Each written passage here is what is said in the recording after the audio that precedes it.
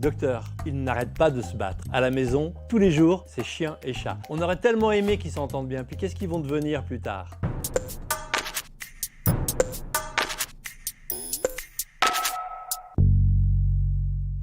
La plainte des parents sur la rivalité fraternelle est fréquente. Et pourtant, c'est normal. C'est même un super terrain d'entraînement pour la suite. Alors bien sûr, ce n'est pas toujours simple. Ça commence quand d'ailleurs? Ça commence dès la naissance du deuxième. Avant, on était l'aîné, tranquille, siège de l'attention de tous les parents. Et puis, il y en a un autre qui arrive et qui vient manger dans notre gamelle. On n'était pas forcément prêts.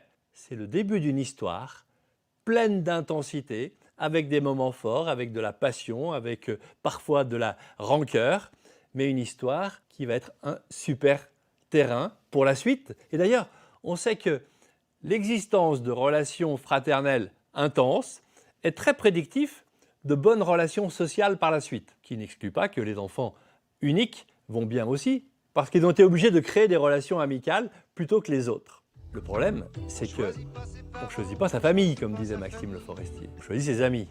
Eh bien, il faut faire avec, il faut accepter, et accepter qu'on a créé une micro-société à la maison où on va pouvoir apprendre à respecter les règles, accepter les consignes, faire des compromis, pas toujours très simples, et finalement grandir ensemble pour aller vers l'autonomie. La place est importante. L'aîné, il défriche.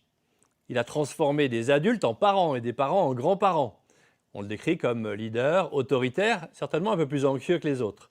Le second, il est diplomate, il est généreux, il fait avec.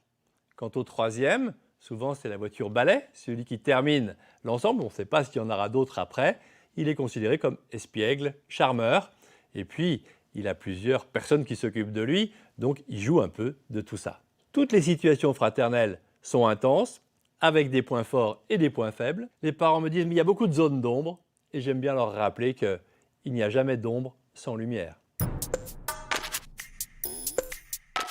Tout ça, je le pense très fort, mais je réfléchis encore.